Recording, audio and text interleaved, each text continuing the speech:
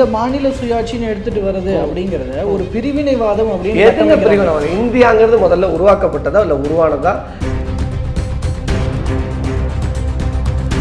அதை வந்து இப்போ கையில் எடுக்கிறதுனுடைய ரீசன் திசை திருப்பல் மட்டும்தான், மற்றபடி வேற ஒன்றும் இல்லை. நிறைய பிரச்சனைகளும் அவப்பெயர்களும் இங்க திமுக அரசுக்கு எதிராக இருக்கிறது. இப்படி சொல்றது யாரு? பாஜகன்னு சொல்றாங்க. பாஜக அப்படிதான் சொல்லுவாங்க. அரசு ஊழியர்கள் போராட்டம் நடக்கலையா? இல்ல, எல்லா தரப்பு ஆசிரியர்களா இருக்கட்டும், நீங்க ஜாக்டோஜி இல்ல, நீங்க ஜாக்டோஜி எல்லாரும் போராடிட்டு தான் இருக்காங்க. நீங்க என்ன சொல்றேன்னா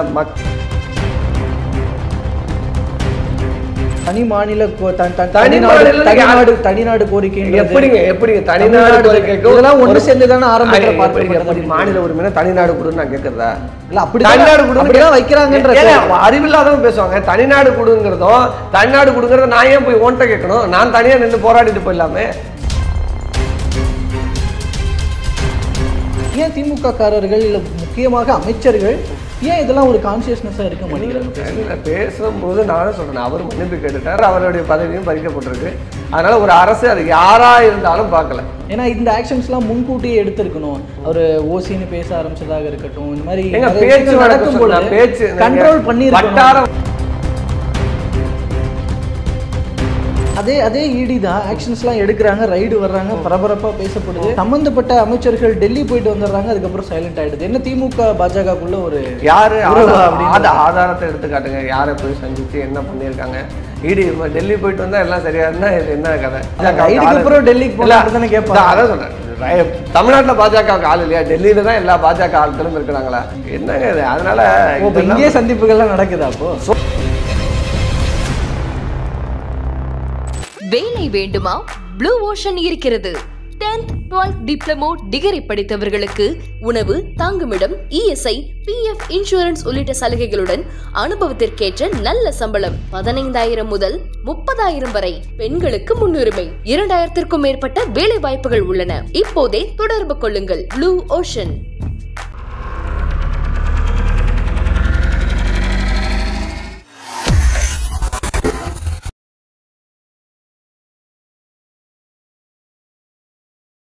தமிழ் நேயர்கள் அனைவருக்கும் அன்பு வணக்கம். இன்றைய சிறப்பு நேர்காணலில் நம்மோடு இணைந்திருக்கிறார் திமுகவினுடைய மாநில செய்தி தொடர்பாளர் திரு விக்னேஷ் அவர்கள். அவரிடம் தற்போது பேசுபொருளாக இருக்கிற சில அரசியல் நிகழ்வுகள் குறித்து பேசியிருக்கிறோம். பேசலாம். வணக்கம் சார். வணக்கம் சார். இப்போ தற்போதைய திமுக அரசினுடைய நடவடிக்கை ஆக்ஷன்ஸில் பேசுபொருளாக இருக்கிறது இந்த மாநில சுயாட்சி அப்படிங்கிறது தொடர்பாக இப்போது எழுந்திருக்கிற அந்த குரல், அது தொடர்பான நடவடிக்கைகள் அப்படிங்கிறது. ஆனால் இந்த மாநில சுயாட்சி அப்படிங்கிறது ஏற்கனவே ஆரம்பத்திலே அண்ணா அவர்களாலேயே அது பேசப்பட்டு, அதற்கப்புறமும் கூட ஒரு முறைகள்லாம் அது முன்னெடுக்கப்பட்டு, ஆனால் அதற்கு வந்து எந்த ஒரு பதில் ரியாக்ஷன்ஸும் அதாவது முடிவு எட்டப்படவில்லை அப்படிங்கிற ஒரு சுச்சுவேஷன்ஸ் தான். அதை வந்து இப்போ கையில் எடுக்கிறதுனுடைய ரீசன் திசை திருப்பல் மட்டும்தான், மற்றபடி வேற ஒன்றும் இல்லை. ஏன்னா நிறைய பிரச்சனைகளும் அவப்பெயர்களும் இங்க திமுக அரசுக்கு எதிராக இருக்கிறது. இப்படி சொல்றது யாரு? பாஜகன்னு சொல்றாங்க. பாஜக அப்படிதான் சொல்லுவாங்க. ஏன்னா இன்னைக்கு ஒரு மாநிலத்தின் உரிமைகளை பறிக்கின்ற பல்வேறு விஷயங்களை பாஜக தொடர்ந்து செஞ்சுக்கிட்டே இருக்கு. தமிழ்நாட்டுக்கு தேசிய கல்விக் கொள்கையை கொண்டு வந்து நீ ஏற்றுக்கிட்டா தான் நான் உனக்கு ஃபண்ட் ரிலீஸ் பண்ணுன்னு சொல்கிறான். உதயமின் திட்டத்தில் அதிமுக பீரியடில் கையெழுத்து போட்ட பிறகு நீ இப்போ மின் கட்டணத்தை உயர்த்தினா தான் நான் உனக்கு கடன் வழங்க முடியும்னு சொல்கிறான். ஸோ அதுக்கப்புறம் தேசிய உணவு பாதுகாப்பு சட்டத்திலையும் அதிமுக கையெழுத்து போட்டதன் விளைவாக இன்றைக்கி அதுலேயும் பல நெருக்கடிகளை கொடுத்துட்ருக்கான்.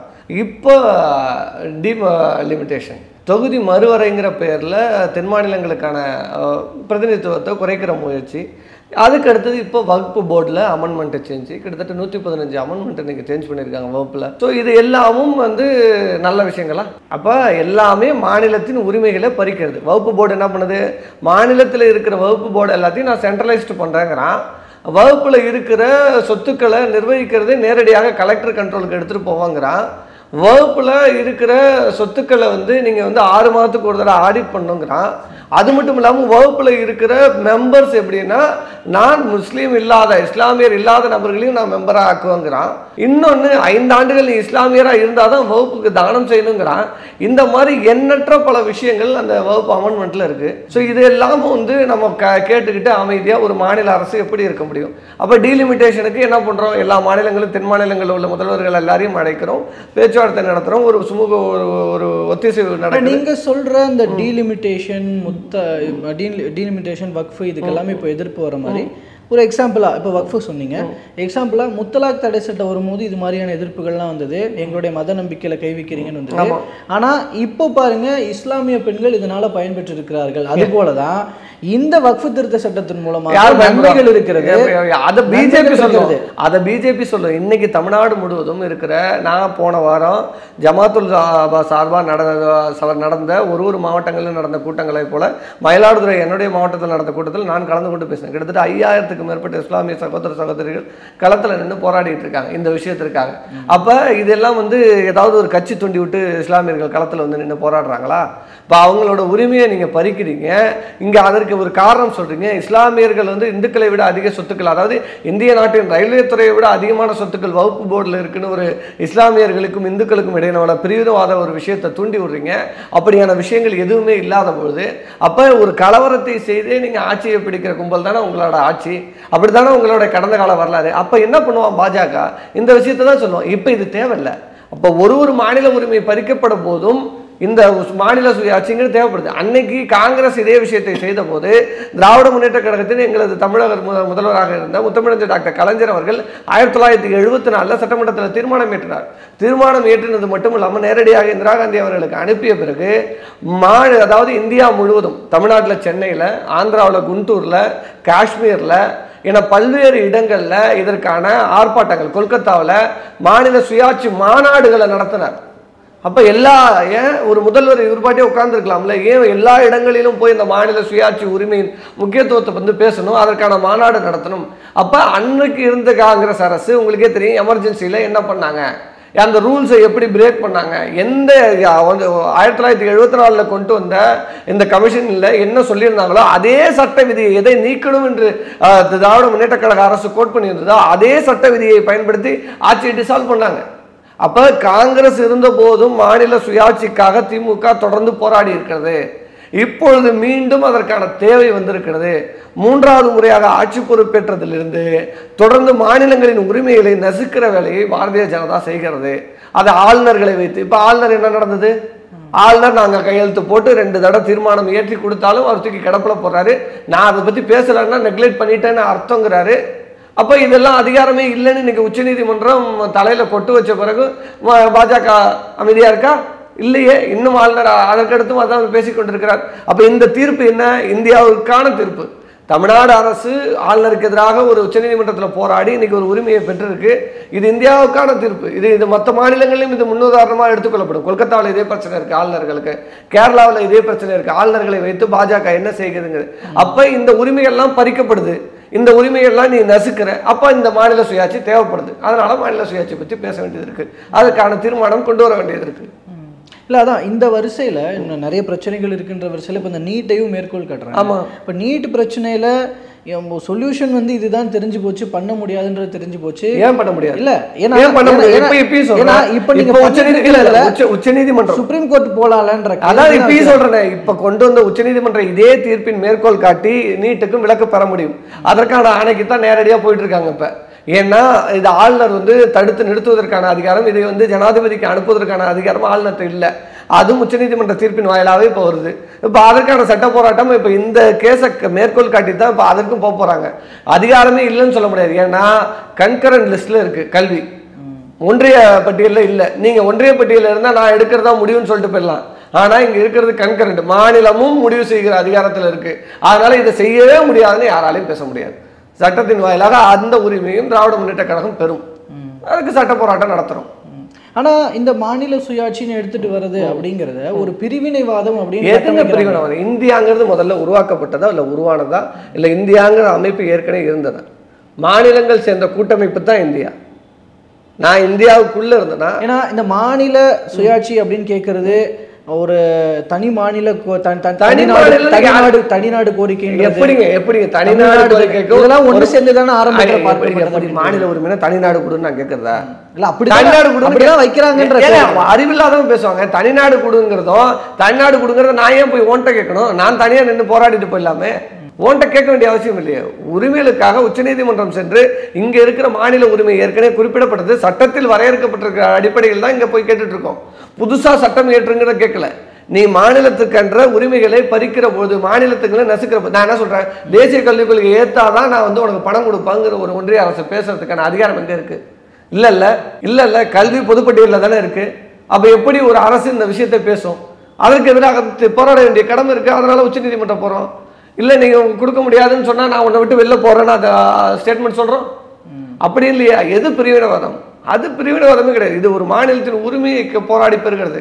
இதே இந்த காங்கிரஸ் ஆட்சி காலகட்டத்தில் பொது தேர்வு நீங்க வந்து என்ட்ரன்ஸ் எக்ஸாம் இருந்தது. பொது தேர்வு எழுதி தான் இன்ஜினியரிங் சேரணும், மெடிக்கல் சேரணும். ஆனா அதை வந்து முத்தமிழ் டாக்டர் கலைஞர் அவர்கள் காங்கிரஸ் கிட்ட போராடி அதை விலக்கு பெறார். விலக்கு பெற்று அங்க வந்து என்ட்ரன்ஸ் எக்ஸாமுக்கு பதிலாக நீங்க வந்து உங்களுடைய மார்க் மதிப்பெண் அடிப்படையில் கட் ஆஃப் மார்க் ஒன்று வரையறுக்கப்படுது. அந்த கட் ஆஃப் மார்க் அடிப்படையில் நீங்கள் நேரடியாக பொறியியல் படிக்கலாம். நானும் முதல் கட் ஆஃப் மார்க் அடிப்படையில் பொறியியல் படித்து முடிச்சவன் தான், இல்லைன்னா என்ட்ரன்ஸ் எக்ஸாம். அப்போ ஆனால் இன்னைக்கு இருக்கிற அரசு என்ன சொல்லுது, என்ட்ரன்ஸ் தான் அப்படின்னு கொண்டு வருது. அப்போ இங்கே உரிமை பறிக்கப்படுது இல்லை, அதுக்கு எதிராக போராட வேண்டிய தேவை இருக்கிறது. எந்தெந்த காலங்களில் உரிமை மறுக்கப்படுகிறதோ அப்பெல்லாம் இந்த மாநில சுயாட்சி குரல் ஒலிக்கும். அதில் மாற்றுக்கிறதே இல்லை. 74 தேவைப்பட்டது, இன்னைக்கு 2025 தேவைப்படுது. அது ஒன்றியத்தில் ஆளுகிற நபர்களை பொறுத்தானதான் அதுதான். ஆனா இந்த திசை திருப்பல்னு அவங்க சொல்ற விஷயம் மக்கள் மத்தியில ஏடுபடாது. நானே சொல்றேன், மக்கள் திசை திருப்ப எதுக்கு திசை திருப்பணும் இல்ல. ஏன்னா இப்போ ஒரு 4 வருஷம், இப்போ அடுத்த ஒரு வருஷத்துல எலெக்ஷன் வரப்போகுது. இப்ப இருந்தே ஒரு அந்த ஆன்டி இன்கம்பன்சி மேல இருக்கிற வெறுப்புகள் எல்லாம் குறைச்சு அதெல்லாம் திசை திருப்பறதுக்காக வரிசையா கையில எடுத்துட்டு ஒரு பக்கம் மக்கள் போராட்டங்கள் தமிழ்நாட்டுல என்ன நடக்குது? மக்கள் வெகுஜன அரசு ஊழியர்கள் போராட்டம் நடக்கலையா? இல்ல எல்லா தரப்பு ஆசிரியர்களா இருக்கட்டும், நீங்க ஜாக்டோ எல்லாரும் போராடிட்டு தான் இருக்காங்க. நீங்க என்ன சொல்றேன்னா மக்கள் சட்டம் ஒழுங்கு சீர்கெட்டு போய் கிடக்கு. சட்டம் ஒழுங்கு சீர்கேடு, போதைப் பொருள். உச்சநீதிமன்றம் என்ன சொன்னுச்சு? நான் எல்லாரும் மாதிரியும் பேசிடக்கூடாது, தரவு அடிப்படையில் பேசணும். நேற்று 1800 கோடி 1800 கோடி மெத்தபெட்டமைன் குஜராத்தில் முந்த்ரா துறைமுகத்தில் பிடிச்சி எடுத்துட்டு வந்திருக்காங்க. யாரு எந்த மாநிலத்துக்கு கடத்தப்பட இருந்தது தெரியுமா? தமிழ்நாட்டுக்கு கடத்தப்பட இருந்த மெத்தபெட்டமைன் 1800 கோடி, ஏற்கனவே 3000 கோடி. அத்தனையும் குஜராத்ல இருந்து தமிழ்நாட்டுக்குள்ள கடலோர படையின் வாயிலாக எல்லாத்தையும் உள்ள திணிக்க ட்ரை பண்றது யாரு? இங்க கொண்டு வர்றது யாரு? அப்ப நீங்க போதைப் பொருள் கலாச்சாரத்தை பத்தி பேசுறீங்க. மந்தோ யோகி ஆதித்யநாத் எவ்வளவு பெரிய ஆளு, அப்படிப்பட்ட முதல்வர், இப்படிப்பட்ட முதல்வர். நீங்களா உச்சநீதிமன்றம் அந்த பாயிண்ட் தான் மெத்தபெட்டமைன் இதுல கைதானவர்ன்றது ஜாஃபர் சாதிக் உங்க திமுக காரர் தானே? திமுக காரர். நீங்க வந்து ஒருத்தர் திமுக பொறுப்புல இருக்காரு, அவர் திமுக அயலகாணியில இருந்தார்ல, பொறுப்புல இருக்காரு, எடுத்து போட்டு காட்டுங்க. இப்ப இல்ல, அப்ப இருந்தார்ல. பொறுப்புல இருந்தால் நான் சொல்றது அதே மாதிரி இன்னைக்கு அதிமுக இருக்கிற எத்தனையோ கொலைகாலிகளை நீங்க இப்ப வருஷம் நம்ம எடுத்து போட்டுட்டு போயிடலாம். பொள்ளாச்சி வழக்குல சம்பந்தப்பட்டவர்களுக்கு என்ன ஆச்சு எல்லாத்தையும் எடுத்து சொல்லலாம். நான் என்ன சொல்றேன்னா, வழக்கு நடந்துட்டு இருக்கு, வழக்கு உடனே முடிச்சிட முடியாது. எல்லா வழக்கும் தான் பேரளவலன் வழக்கு எவ்வளவு கட்டெல்லாம் நடந்தது. வழக்கு நீதிமன்றத்தில் இருக்கு, அதை முடிவு பண்ண வந்து நீதிபதிகள், நீங்களும் நானும் கிடையாது. அப்புறம் இன்னொன்னு சொல்ல வரேன், யோகி ஆதித்யநாத்தின் மாநிலம் அவ்வளவு கேவலமாக இருக்கு, சட்டம் ஒழுங்கு மோசமாக இருக்குன்னு உச்சநீதிமன்றமே சொல்லுது. தமிழ்நாட்டில் ஏதாவது சொல்லியிருக்கா? உச்சநீதிமன்றம் தமிழ்நாட்டில் சட்டம் ஒழுங்கு சரியில்லைன்னு சொல்லுதா? இல்லை உயர்நீதிமன்றம் ஏதாவது சொல்லியிருக்கா?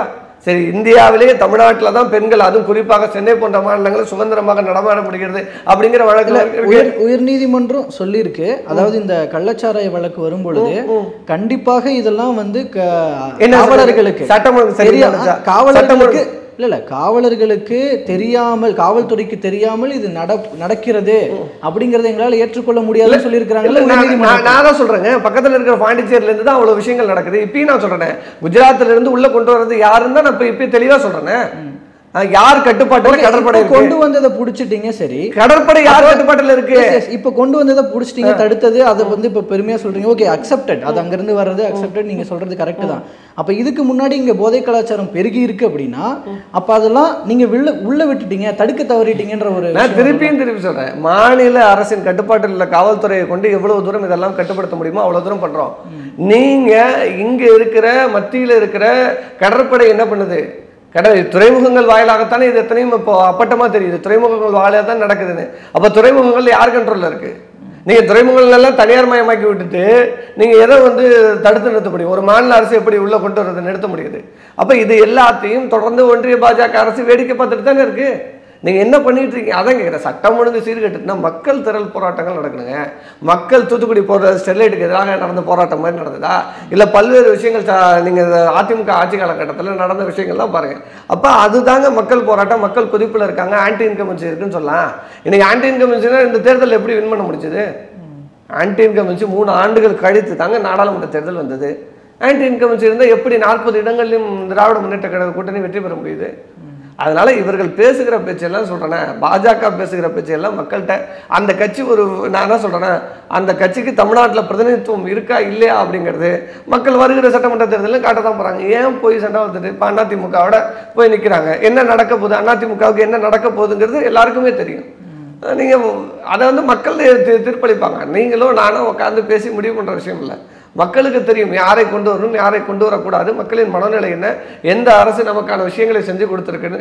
திராவிட முன்னேற்ற கழகத்தில் இன்னைக்கு ஒரு குடும்பத்திலையும், அது புதுமை பெண் திட்டத்தில் பயனடைஞ்சவர்களாக இருக்கலாம், இல்லை தமிழ் புதுவன் திட்டத்தில் 1000 ரூபாய் பணம் அடைஞ்சவர்களாக இருக்கலாம், இல்லை உரிமை தொகை மகளிர் உரிமை தொகையாக இருக்கலாம், இல்லை இலவச பேருந்து விடியல் பயணத்தில் பயனடைந்தவர்களாக இருக்கலாம். இன்னைக்கு தமிழ்நாட்டில் உள்ள எல்லா குடும்பங்களும் தமிழக அரசு அறிவிக்கிற ஏதோ ஒரு திட்டங்களால் பயனடைஞ்சிட்டு தான் இருக்காங்க.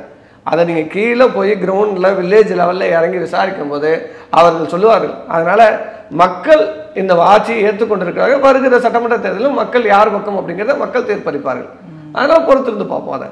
ஓகே, ஆனால் இந்த மாநில சுயாட்சி கண்டிப்பாக இந்த முறை கையில் எடுக்கப்பட்டிருப்பது அந்த ஆக்ஷன்ஸை பூர்த்தி செய்யும், போய் அடைஞ்சிருவோம், அந்த நிலையை அடைஞ்சிருவோன்ற நம்பிக்கை எல்லாமே சும்மா தேர்தலுக்காக. தேர்தல் 10 மாதத்துக்கு பிறகு இருக்கு. இப்போ நடக்கிற தேவைக்காக இந்த விஷயங்கள் பேசப்படுகிறது, அவ்வளோதான். எல்லாமும் முதல் அடியிலிருந்து தான் தொடங்கும். போன தடவை எடுத்து வச்சா நடக்கலை, இந்த தடவை எடுத்து வைக்காமல் இருக்க முடியாது. அதனால எல்லா முயற்சியும் ஒரு முதல் அடியில் நம்ம எடுத்து வைக்கிறதுலாம் இருக்குது. முயற்சி செய்வோம். ஆளுநருக்கு எதிராக அமைதியாக ஏன் இதனால் ஆளுநர் எதுவுமே பண்ண முடியலன்னு சொல்லிட்டு இருந்தோம். இன்னைக்கு ஆளுநருக்கு எதிராக தீர்ப்பு வாங்க முடியுதுல. அப்போ எல்லா விஷயங்களும் முயற்சியில் தான் இருக்குது. இந்த முறையும் அதை மாநில சுயாட்சிக்கான விஷயங்களை திருப்பி பேசுவோம். அதை சட்ட போராட்டங்களாக அடுத்த கட்டத்துக்கு நகர்த்துவோம். அதை தான் பண்ண முடியும். அது என்னைக்கு அந்த என்ன சொல்கிறது, அது தேவைப்படுகிற நேரங்களில் அதன் வெளிப்பாடு நிச்சயமாக மக்கள் இடத்துல பிரதிபலிக்கும். ஓகே, இதில் இப்போ ரீசெண்டாக இன்னொரு விஷயம், இந்த திமுகவில் அதிகரித்து வரும் ஆபாச பேச்சுக்கள் அப்படிங்கிற ஒரு விஷயம். இப்போ பொன்முடி அவர்களுக்கு எதிரான அந்த ஆக்ஷனு, அதுக்கப்புறம் ஒரு நடவடிக்கை கேட்டார். துரைமுருகன் அவர்கள் தாமாக முன் வந்து தாம் பேசினதுக்காக மன்னிப்பு கேட்குறாரு. அப்போது இந்த மாதிரியான விஷயங்கள் ஏன் திமுக காரர்கள் இல்லை முக்கியமாக அமைச்சர்கள் ஏன் இதெல்லாம் ஒரு கான்சியஸ்னஸாக இருக்க மாட்டேங்கிறாங்க? பேசும்போது நானும் சொல்கிறேன், அவர் மன்னிப்பு கேட்டுட்டார். நான் அதை என் வயது முயற்சியின் காரணமாக நான் இந்த அனுபவத்திலிருந்து பேசியிருக்கக்கூடாது என்று அவர் சொல்லியிருக்கிறார். அதற்கான மன்னிப்பும் கேட்டார். அவருடைய பதவியும் பறிக்கப்பட்டிருக்கு. அதனால் ஒரு அரசு அது யாராக இருந்தாலும் பார்க்கல. திராவிட முன்னேற்ற கழகத்தில் யாராக இருந்தாலும் இது தவறுனா தவறு நடவடிக்கை எடுக்கப்படுது. அதுதான் மேட்ரு. நீங்கள் தவறு நடவடிக்கை எடுக்காமல் இருந்தால் சரி. பாஜக போல் மல்யுத்த வீராங்கனைகளுக்கு எதிராக பிரிஜுபூஷன் வழக்கில் என்ன நடந்தது, பாஜக என்ன பண்ணுச்சுன்னு எல்லாருக்கும் தெரியும். அதனால் அந்த மாதிரி இயக்கம் திராவிட முன்னேற்ற கழகம் கிடையாது. யாராக இருந்தாலும் என்ன பேசியிருந்தாலும் அது தவறு என்றால் நிச்சயமாக தண்டிக்கப்படுவார்கள். அவ்வளோதான். இல்லை, ஆனால் இந்த ஆக்ஷன் போதுமானது. அமைச்சர் பதவியும் பறிக்கப்படணுன்ற கோரிக்கை அது தலைவர் முடிவு பண்ணுவார். தலைவர் முடிவு பண்ணுவார். ஏன்னா இந்த ஆக்ஷன்ஸ்லாம் முன்கூட்டியே எடுத்திருக்கணும். அவர் ஓசின்னு பேச ஆரம்பிச்சதாக இருக்கட்டும், இந்த மாதிரி பேச்சு கண்ட்ரோல் பண்ணி வட்டார வழக்கு சொல்லல. விழுப்புரம் பகுதிகளில் இலவசத்தை ஓசின்னு சொல்லுவாங்க. வட்டார வழக்கங்களில் நிறைய வார்த்தைகளுக்கு வித்தியாசம் இருக்கு. நீங்கள் ஏழை வாழைன்னு சொல்லுவாங்க. ஏன்னா அதனால இந்த மரியாதை இல்லாமல் பேசிட்டான்னு அர்த்தம் கிடையாது திருநெல்வேலியில். அதனால் ஒரு ஊரில் வட்டார வழக்கு வார்த்தைகள் வேறுபடும். நான் தஞ்சையிலேருந்து வரவன், ஏன் வட்டார வழக்கு வேறு மாதிரி இருக்கும். அதனால் வட்டார வழக்கு விஷயங்களை வச்சுட்டு அவர் அசிங்கப்படுத்திட்டாரெலாம் சொல்லிட முடியாது. அதற்கும் வருத்தம் தெரிவித்திருக்கிறார். அதனால் நான் என்ன சொல்கிறேன், வட்டார வழக்கை வச்சு அவர் தொடர்ந்து பேசிட்டு இருக்காருன்னா நீங்கள் நடவடிக்கை எடுக்கப்பட்டிருக்கு, அவ்வளோதான். அதனால் இதற்கப்புறம் அவர் மேல் நடவடிக்கை எடுக்கணுமா அப்படிங்கிறத தலைவர் நிச்சயமாக முடிவு பண்ணுவாங்க. ஆனால் அந்த நடவடிக்கை கூட எப்படி பார்க்குறாங்க அப்படின்னா, சும்மா இப்போ எடுப்பாங்க, நடவடிக்கை எடுப்பாங்க, இடைநீக்கம் பண்ணுவாங்க. இடைநீக்கமே இல்லை, பர்மனெண்டாக எடுத்துகிட்டு திருச்சி போட்டாங்க. ஓகே, இது கரெக்டு தான். நான் யூஸ்வலாக நடந்ததை சொல்கிறேன். சிவாஜி கிருஷ்ணமூர்த்திலாம் இடைநீக்கம் பண்ணி அப்புறம் திரும்பவும் சேர்த்துக்கிட்டாங்க. இப்போ பாருங்க, அந்த வரிசையில் சேலம் சுஜாதான்னு ஒரு லேடி ஒருத்தவங்க, அவங்க இப்போ பேசிட்டு இருக்கிறாங்க. அவங்களாம் இன்னும் சீனியர் அப்படின்னு சொல்றாங்க. இல்லை, அதான் பொறுப்பு. தலைவர் தெளிவாக இருக்கார். கண்ணியமிக்க வார்த்தைகளை பொதுக்கூட்டங்களில் பேசணும்னு தெரிவிச்சிருக்காரு. வார்த்தைகளை பயன்படுத்தணும்னு சொல்றாரு. கண்ணியமிக்க வார்த்தைகளை பயன்படுத்தாதவர்கள் மீது கட்சி நடவடிக்கை எடுக்கப்படும், அவ்வளோதான். அது யாராக இருந்தாலும் சரி. அது இன்னைக்கு அமைச்சரே விதிவிலக்கு இல்லாத. ஓகே, ஏன்னா இது ஒரு நூற்றாண்டு, ஐ மீன் ஒரு 75 வருஷ கட்சிக்கு ஒரு அவைப்பெயர்களை இல்லை. நானே சொல்கிறேன், ஒரு நபர் ஒரு ஃப்ளோவில் பேசும்போது அவங்களுடைய ஆக்ரோஷத்தின் வெளிப்பாடில் தகவல்களை பேசலாம். நீங்கள் நாம் தமிழர் கட்சியில் சீமான் பேசாத வார்த்தையா? நீங்கள் ஒரு ஆத்தாளுக்கு அப்பனுக்கு பிறந்தவனா? ஆனால் நீ எத்தனை பேருக்கு பிறந்த? வார்த்தைகளை எவ்வளோ கேவலமாக பேசணுமோ அவ்வளோ கேவலமாக நாம் தமிழர் கட்சியில் இருக்கிற பல நபர்கள் பேசியிருக்காங்க.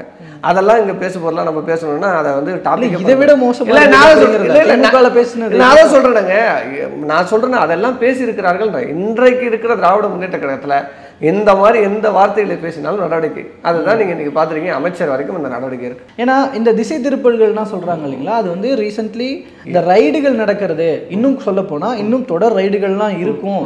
அதாவது இதெல்லாம் தகவல்களாக இருக்கிறது, தொடர் ரைடுகள் வரலாம். இப்போ இருந்து இப்போ பேசுறதெல்லாம் இந்த ஐ மீன் இந்த மாநில சுயாட்சி இந்த மாதிரி விஷயங்கள் எல்லாம் திரும்ப எடுத்து வச்சு இப்பெல்லாம் பேசிட்டு இருக்கும்போது ரைடுகள் வரும்போது நாங்கள் இதெல்லாம் பண்ணோம், அதனால வந்து இந்த ரைடுகள் எல்லாம் பண்றாங்க, அரசியல் காழ்ப்புணர்ச்சி சொல்றதுக்கு ஏத்த மாதிரி பண்ணி. நான் தான் சொல்றேன், ரைடு யார் நடத்துறா? ரைடு யார் நடத்துறா? இடி, அமலாக்கத்துறை தான் நடத்துது. அமலாக்கத்துறை வழக்கு பதிவு பண்ணிட்டு போகட்டும், சட்டம் இருக்கு, சட்டத்தில் பார்த்துக்கணும், அவ்வளோதான். இது என்ன இது? ஆனால் நீங்கள் அதெல்லாம் அரசியல் காழ்ப்புணர்ச்சி எல்லா சேனல்லையும் இடியோட ஆக்ஷன்ஸ் நீங்கள் பார்க்கல. அதான் சொல்கிறேன், இடி நடத்தட்டும். இடியை தான் செருப்பால் அடித்த மாதிரி உச்சநீதிமன்றம் கேள்வி கேட்குது. எஃப்ஐஆரை கொண்டு வந்து காட்டுன்னு காவல் நிலையத்தில் பதிவு பண்ணப்பட்ட எஃப்ஐஆர். நீங்கள் இன்னைக்கு இடியை எப்படி பயன்படுத்துறீங்கன்னு எங்களுக்கு தெரியாது. இன்னைக்கு பாஜக 10 ஆண்டுகளில் நீங்கள் வந்து உட்காந்துக்கிட்டு இடி நீங்கள் என்னென்ன துறை இன்னைக்கு நீதிமன்ற நீதிபதிகள் ஒரு வீட்டில் வந்து பணம் கட்டுக்கட்டாக எரிஞ்சு கிடக்கு, கேட்டால் என்னுடைய பணம் இல்லைங்கிறாரு அவர் வீட்டில். அப்போ நீங்கள் என்னென்ன செஞ்சுக்கிட்டு இருக்கீங்கன்னு மக்களுக்கு எல்லாம் தெரியணும். நான் போய் ஒன்றும் புதுசாக சொல்லி இந்த இடி வந்து ரைடு நடக்குதுங்க, இங்கே வந்து இப்படி நடக்குதுங்க, இதில் மக்களுக்கு தெரியுங்க. ஆனால் நீங்கள் வந்து ஆதாரம் இருக்கா, வழக்கு போடு, சந்திக்க போகிறாங்க, அவ்வளோதான். இதெல்லாம் வந்து மக்களை வந்து டைவர்ட் பண்ணுற விஷயமே கிடையாது. மக்களுக்கு எல்லாம் தெரியும் இந்த ரைடு எதுக்கு நடக்குது, ஏன் ரைடு நடத்துகிறாங்க, எல்லாம் மக்களுக்கு தெரியும். நம்ம சொல்லி மக்கள் நீங்க சொல்ற மாதிரியான கருத்துக்கள் தானே அமைச்சர்கள் மத்தியிலே வரணும். இது குறித்த கேள்விகள்லாம் எழுப்பும் போது அரசியல் காழ்ப்புணர்ச்சின்றாங்க. அதாங்க இந்த மாதிரியான மத்திய அரசுக்கு எதிரான நிலைப்பாடு சொல்றதுனாலதான் எங்கள் மீது இத்தகைய ரைடுகள் எல்லாம் ஏவறாங்கன்னு சொல்றாங்க. ஆமா, ஒரு ஒன்றிய அரசு அதுதானே பண்ணிட்டு இருக்கு. எல்லா மாநிலங்களும் அதாங்க நடக்குது. எதிர்கட்சிகள் ஆளக்கூடிய மாநிலங்கள்ல ஈடி என்ன பண்ணுது, பாஜக ஆளுகிற மாநிலங்கள்ல ஈடி வாயப்படந்து தூங்கிட்டு இருக்காங்கிறது எல்லாருக்கும் தெரியும். அதை நான் சொல்லி அவசியம் இல்லை, மக்களுக்கே தெரியும். இடி யாருடைய, பாஜகவுடைய ஒரு தொண்டரணி போல அது ஒரு அணி. அதே இடி தான் ஆக்ஷன்ஸ்லாம் எடுக்கிறாங்க, ரைடு வர்றாங்க, பரபரப்பாக பேசப்படுது. சம்பந்தப்பட்ட அமைச்சர்கள் டெல்லி போயிட்டு வந்துடுறாங்க, அதுக்கப்புறம் சைலண்ட் ஆகிடுது. என்ன திமுக பாஜகக்குள்ள ஒரு யாரு ஆதாரத்தை எடுத்து காட்டுங்க, யாரை போய் சந்திச்சு என்ன பண்ணியிருக்காங்க. இடி டெல்லி போயிட்டு வந்தால் எல்லாம் சரியா இருந்தா இது என்ன கதை? எடுத்து துரைமுருகன் வந்த போலாம் போயிட்டு வந்தாரு, அதுக்கப்புறம் சரி டெல்லி அவருக்கு வேலை இருந்திருக்குங்க, யாரையாவது போய் பார்க்க போயிருப்பாங்க, அவங்களுக்கு தெரிஞ்சவங்க இருந்திருப்பாங்க. யாரை நான் சொல்றேன், பாஜகவை சார்ந்த நபர்களை பார்த்தார்கள் இருக்காங்க. இன்னைக்கு எடப்பாடி பழனிசாமி டெல்லி போனாரு, நான் ஸ்கிரீன் வேலை நடக்குது எங்க கட்சி ஆஃபீஸில் ஸ்கிரீன் வேலை பார்க்குறாங்க, அதை போய் பார்க்க போறேன்னு ஒரு தகவலை சொல்லிட்டு போய் அமித்ஷாவை சந்திச்சாரு. எல்லாருக்கும் வெட்ட வெளிப்படையா தெரிஞ்சது. அது மாதிரி யாரும் இங்க போய் சொல்லிட்டு நான் போலியே, நேரடியாக போகிறாங்க, யாரை சந்திக்கிறாங்க, எல்லாம் வெளிப்படையாக இருக்குது. எடுத்து போடுங்க, பாஜகவை சந்தித்து இதற்காக சந்தித்தார்கள்னு. அதனால் ஒருத்தவங்க ஒரு பயணத்தெல்லாம் வச்சு நான் டெய்லி வாரம் ஊருக்கு போகிறேங்கனால யாரையும் போய் சந்திச்சுட்டு வராருன்னா இது என்ன? டெல்லி போனாலே ஏன் தமிழ்நாட்டில் பாஜக அப்புறம் டெல்லிக்கு போகலாம் கேட்பாங்க. அதான் சொல்கிறேன், தமிழ்நாட்டில் பாஜகவுக்கு ஆள் இல்லையா, டெல்லியில தான் எல்லா பாஜக ஆட்களும் இருக்கிறாங்களா, என்னங்க இது? அதனால இங்கே சந்திப்புகள்லாம் நடக்குது. அப்போ சொல்றேன், உங்களோட வார்த்தைகளுக்கு சொல்றேன், நீங்க எதிர்பார்க்குறீங்களா டெல்லியில போய் யாரை சந்தித்தாருன்னு? எடுத்து போடுங்க. இன்னைக்கு தான் மீடியா பொது வெளிச்சத்தில் இருக்கு, எல்லாமும் இருக்கு, யாரும் ஒளிஞ்சு மறைஞ்சு போக முடியல. இன்னைக்கு எடப்பாடி பழனிசாமி போன 3 கார் வரைக்கும் எல்லாமும் ட்ராக்ல இருந்து தெரியுது. இந்த காலத்துலலாம் யாரையும் மறைக்க முடியாதுங்க. நீங்க யாரை சந்திச்சாலும் பொது வழக்குகளில் இருக்கிறவங்க அப்பட்டமாக தெரியும். அதனால இதெல்லாம் இல்லை, வழக்காயிடியா நடத்து முடிச்சிச்சு. வழக்கை எதிர்கொள்வதற்கு திராவிட முன்னேற்ற கழகத்துக்கு இருக்கு. அதனால அதை பார்த்துக்கலாம். தற்போது வரைக்கும் பல்வேறு தகவல்கள். நன்றி.